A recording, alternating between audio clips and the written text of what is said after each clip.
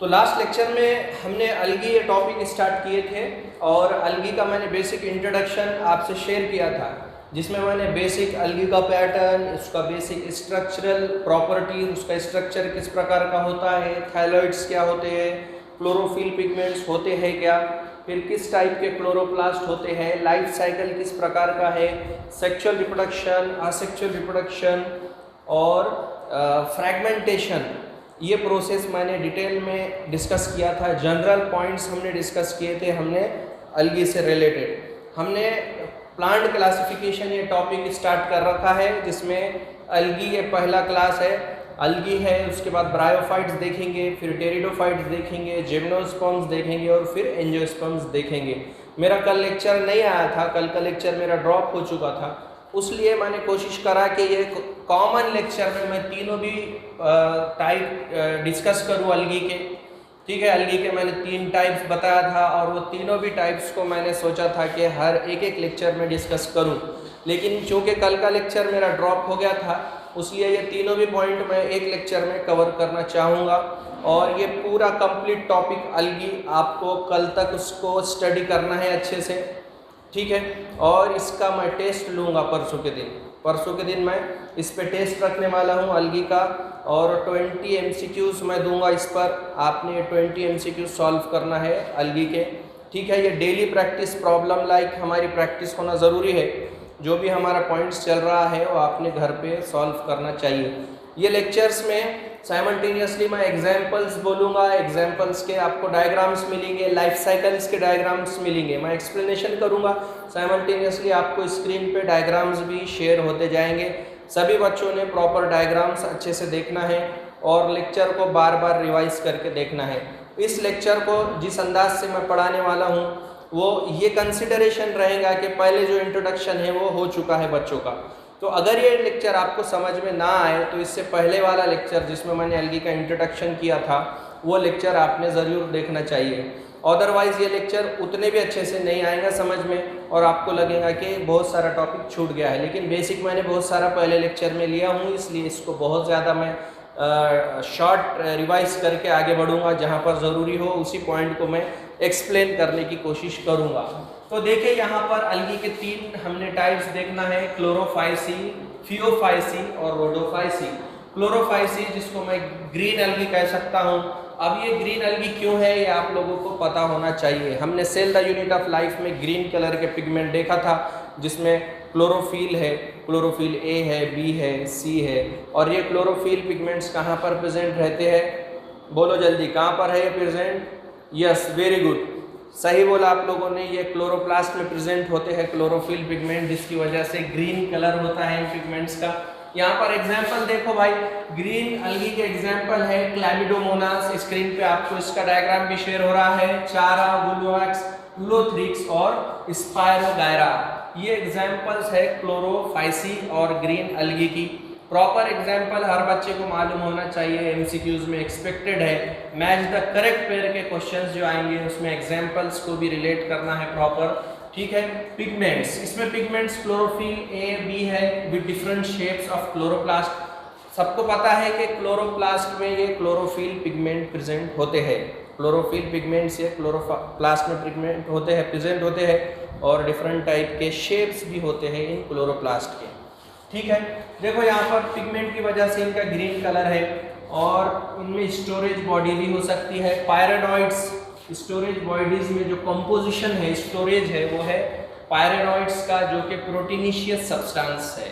मतलब जो प्रोटीन्स के मॉड्यूल्स है, पायरेनॉइड्स, प्रोटीन्स के बहुत सारे टाइप्स हैं, अमीनो एसिड के हिसाब से प्रोटीन्स के टाइप चेंज होते हैं। तो पायरेनॉइड से स्टोरेज बॉडी में जो कंटेंट है, जो स्टोरेज है, वो पायरेनॉइड सब्सटेंस का यहाँ पर स्टोरेज हमको नज़र आता है क्लोरोफिल ग्रीन अलगी में।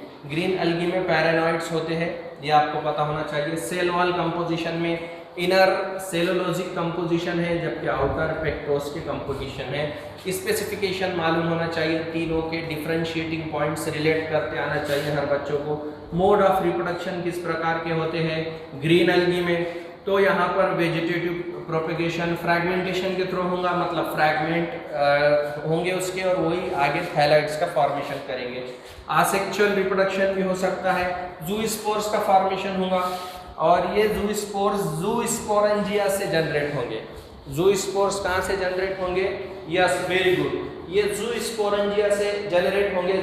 ज़ूस्पोरेंजिया से ये ज़ूस्पोर फॉर्म होंगे। आप स्क्रीन पे इसका प्रॉपर डायग्राम भी देख सकते हो कि किस प्रकार से ये ज़ूस्पोर जो कि मूवमेंट करेंगे, फ्लैजेलेटेड स्ट्रक्चर है जो मूव करके दूसरी जगह कोई और जगह पर जाके सिचुएटेड होंगे। जैसे कि हमको पता है अलगी की जो हैबिट है मरीन और फ्रेश वाटर, और जो बहुत ज़्यादा वेट इन्वायरमेंट होता है जहाँ पर पानी होता है, उस इन्वायरमेंट में अलगी बहुत ज़्यादा मात्रा में हमें दिखाई देती है।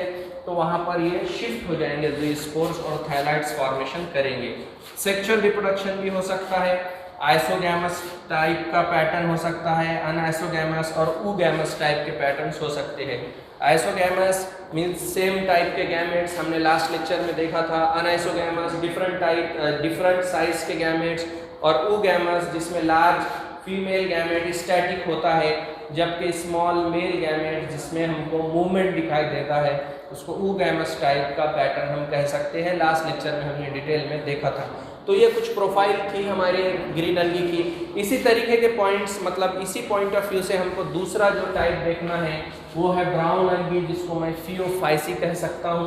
फियोफाइसी की एग्जाम्पल है बच्चों एक्टोकार्पस, जिसको कर्ब्स हम बोलेंगे, जो कि बहुत ज़्यादा जियांट प्लांट बॉडी होती है इनकी। डिक्टोटा, लेमिनोरिया, सर्गेजम और फ्यूकस इसकी एग्जाम्पल है जो कि ब्राउन अलगी के कैटेगरी में आते हैं। ठीक है, अब ये ब्राउन अलगी में कौन से पिगमेंट्स होंगे? तो इसमें क्लोरोफिल ए और बी भी पिगमेंट रहेंगे ही रहेंगे, उसके साथ साथ इसमें कैरोटेनॉइड्स और ज़ैंथोफिल्स भी होंगे। फ्यूकोजैंथीन मॉडिफिकेशंस है इसका, और ये जो ज़ैंथोफिल्स है क्लोरोफिल के साथ साथ ज़ैंथोफिल होने की वजह से इन पर्टिकुलर अलगी का कलर हमें ब्राउन दिखाई देता है। इन अलगीज का कलर ब्राउन दिखाई देने के पीछे जो वजह है वो है xanthophyll pigments. Yes, very good. Storage bodies, इसमें कार्बोहाइड्रेट स्टोर होता है लैमिनारिन और मैनिटॉल के फॉर्म में। लैमिनारिन और मैनिटॉल के फॉर्म में यहाँ पर कार्बोहाइड्रेट स्टोर होता है, जैसे ग्रीन अलगी में पैरेनॉइड्स स्टोर हुआ करता था।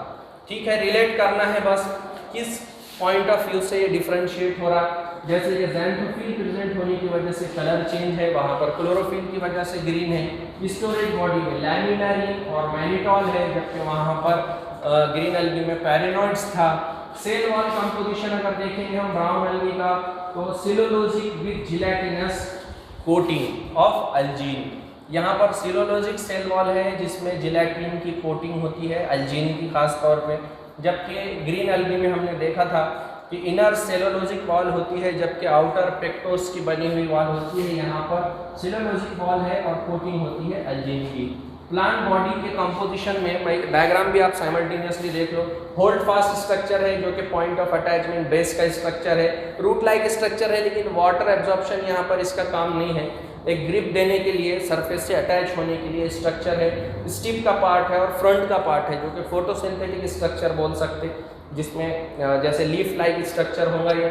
ठीक है, ये डायग्राम भी देखो साइमल्टेनियसली, ये कंपोजिशन, ये पार्ट्स क्या है इसके। मोड ऑफ रिप्रोडक्शन में असेक्सुअल रिप्रोडक्शन हो सकता है, ब्लाइफाइजिलेटेड स्ट्रक्चर होगा स्पोर्स का, जिसकी वजह से मूवमेंट दिखाई देगा। वेजिटेटिव रिप्रोडक्शन में फ्रैगमेंटेशन वाला पैटर्न है ऑब्वियसली। सेक्सुअल रिप्रोडक्शन में आइसोगैमस टाइप का पैटर्न हो सकता, अनआइसोगैमस टाइप का पैटर्न हो सकता, और ऊगैमस टाइप का पैटर्न भी इनमें हमें दिखाई दे सकता है। ठीक है, उसके बाद देखो ये हमने ब्राउन अलगी भी डिस्कस किए, ग्रीन अलगी भी डिस्कस किए। रिप्रोडक्शन में इनके लाइफ साइकिल का भी एप्लीकेशन बच्चों को थोड़ा बहुत मालूम होना चाहिए। ऑफलाइन में इनके लाइफ साइकिल के बारे में भी और थोड़ा सा डिटेल बताने की कोशिश करूँगा। अभी टू द NCERT चल रहे हैं लाइफ साइकिल में, लास्ट में भी एक टॉपिक, ये जो प्लांट क्लासिफिकेशन, इसमें लास्ट वाला जो हीडिंग है उसमें alteration of generation in plants, वहाँ पर भी मैं लाइफ साइकिल को थोड़ा सा एक्सप्लेन करने वाला हूँ।